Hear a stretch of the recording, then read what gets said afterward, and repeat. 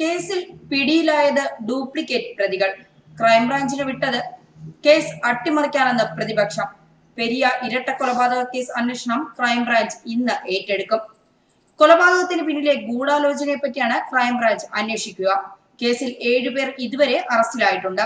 Kasaragod പെരിയയിലെ youth Congress പ്രവർത്തകരുടെ കൊലപാതകം CBI അന്വേഷിക്കണമെന്ന ആവശ്യം ശക്തമായതിനിടെയാണ് കേസ് ക്രൈംബ്രാഞ്ചിന് വിട്ടത്. കൂടുതൽ പേർ കൊലപാതകം ആസൂത്രണം ചെയ്തതിലും കൃത്യം നടപ്പാക്കുന്നതിലും പങ്കെടുത്തിട്ടുണ്ടോ എന്നും അന്വേഷണ സംഘം പരിശോധിക്കും. മുഖ്യപ്രതികൾ അറസ്റ്റിലായെന്നും അന്വേഷണം പുരോഗമിക്കുകയാണെന്നും പോലീസ് അറിയിച്ചു. കേസിൽ 7 പേർ ഇതുവരെ അറസ്റ്റിലായിട്ടുണ്ട്. ഇന്നലെ റിമാൻഡ് ചെയ്ത 5 പ്രതികളുടെയും കസ്റ്റഡി അപേക്ഷ പോലീസ് തിങ്കളാഴ്ച സമർപ്പിക്കും. പോലീസ് അന്വേഷണത്തിൽ വിശ്വാസമില്ലെന്നും കേസ് CBIക്ക് വിടണമെന്നുള്ള നിലപാടിൽ ഉറച്ചു നിൽക്കുകയാണ് കൊല്ലപ്പെട്ട കൃപേഷിന്റെയും ശരത് ലാലിന്റെയും കുടുംബം.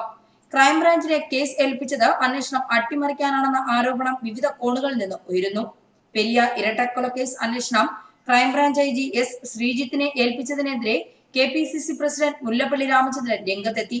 TP വധക്കേസ്, ശബരിമല തുടങ്ങി CPM പ്രതിക്കൂട്ടിലാക്കിയിടത്തെല്ലാം ശ്രീജിത്തിന് ചുമതല നൽകുന്നു. കെവിൻ കേസിൽ വീഴ്ച വരുത്തിയ SP-യും അന്വേഷണ സംഘത്തിലുണ്ട്. പോലീസ് ആസ്ഥാനത്ത് സ്ഥാപിച്ച റോബോട്ടിനെ പോലീസ് മേധാവി ആക്കുന്നതാണ് നല്ലതെന്ന് പ്രതിപക്ഷ നേതാവ് രമേശ് ചെന്നിത്തലയും പരിഹസിച്ചു. പെരിയ കേസ് അന്വേഷണത്തെ വിമർശിച്ചുകൊണ്ടായിരുന്നു ചെന്നിത്തലയുടെ പരാമർശം. ഇതിലും നന്നായി റോബോട്ട് കേസ് അന്വേഷിക്കും. IG S ശ്രീജിത്തിനെ വിമർശിച്ചു മുല്ലപ്പള്ളി പറഞ്ഞതെല്ലാം ശരിയാണെന്നും രമേശ് ചെന്നിത്തല തിരുവനന്തപുരത്ത് പറഞ്ഞു. പെരിയ ഇരട്ടക്കൊലപാതക കേസിൽ കേസ് അന്വേഷണം CBIക്ക് വിടണമെന്ന് കഴിഞ്ഞ ദിവസം കൃപേഷിന്റെ അച്ഛനും ആവശ്യപ്പെട്ടിരുന്നു. എന്നാൽ കേസ് അന്വേഷണം ഇപ്പോൾ ക്രൈംബ്രാഞ്ചിലേക്കാണ് മാറ്റിയിരിക്കുന്നത്. കൃപേഷും ശരത് ലാലും പെരിയയിൽ മരിച്ച ദിവസം മുല്ലപ്പള്ളി രാമചന്ദ്രൻ കൃപേഷിന്റെ വീട്ടിൽ എത്തിയിരുന്നു.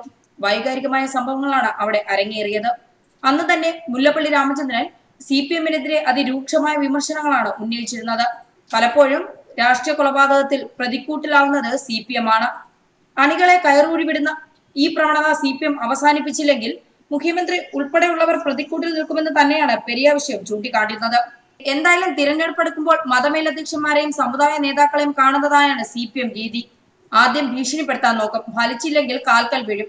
NSS-നെ നവോത്ഥാനം പഠിപ്പിക്കാൻ CPM-ന് അവകാശമില്ല. കേരളത്തിന്റെ ചരിത്രം കൊടിയേരി പഠിക്കണമെന്നും മുല്ലപ്പള്ളി ആവർത്തിക്കുന്നു. എന്തായാലും പെരിയ കേസ് വലിയ രാഷ്ട്രീയ വിവാദങ്ങളിലേക്കും സംഭവങ്ങളിലേക്കുമാണ് ഊന്നുന്നത്. CPM ഭരണത്തിൽ വന്നതിന് ശേഷം 20ഓളം രാഷ്ട്രീയ കൊലപാതകങ്ങളാണ് കേരളത്തിൽ അരങ്ങേറിയിട്ടുള്ളത്. അതിനെതിരെ പ്രതിപക്ഷം അതിരൂക്ഷമായ വിമർശനങ്ങളാണ് ഉന്നയിച്ചിരിക്കുന്നത്. TP ചന്ദ്രശേഖർ വധം, അരിയിൽ ഷുക്കൂർ വധം, ജയകൃഷ്ണൻ മാസ്റ്റർ വധം, ഇപ്പോൾ ഏറ്റവും ഒടുവിൽ എത്തി നിൽക്കുന്ന ശരത് ലാൽ, കൃപേഷ് ഉൾപ്പെടെയുള്ള രാഷ്ട്രീയ കൊലപാതകങ്ങളിൽ CPM ആണ് എപ്പോഴും പ്രതിക്കൂട്ടിൽ നിൽക്കുന്നത്. അതുകൊണ്ട് തന്നെയാണ് പ്രതിപക്ഷം ഇത്രത്തോളം CPM-നെ വിമർശിക്കുന്നത്. എന്തായാലും അന്വേഷണം ക്രൈംബ്രാഞ്ചിൽ എത്തി നിൽക്കുമ്പോൾ ഇപ്പോൾ പിടിയിലായിരിക്കുന്ന പ്രതികൾ യഥാർത്ഥ പ്രതികൾ തന്നെയാണോ, അതോ ഇനി കൊട്ടേഷൻ സംഘങ്ങൾ ഇതിൽ ഉൾപ്പെട്ടിട്ടുണ്ടോ തുടങ്ങിയ അന്വേഷണങ്ങൾ ക്രൈംബ്രാഞ്ച് ഇനി നടത്തും. ക്രൈംബ്രാഞ്ചിന്റെ അന്വേഷണത്തിലും അപാകതകൾ ഉണ്ടെന്നാണ് പ്രതിപക്ഷം ആരോപിക്കുന്നത്. അങ്ങനെയാകുമ്പോൾ കേസ് CBI തന്നെ ഏറ്റെടുക്കുമോ എന്നുള്ളതും വരുന്ന ദിവസങ്ങളിൽ കാത്തിരുന്ന് കാണേണ്ടതാണ്. ന്യൂസ് ഡെസ്ക് മലയാളി വാർത്ത.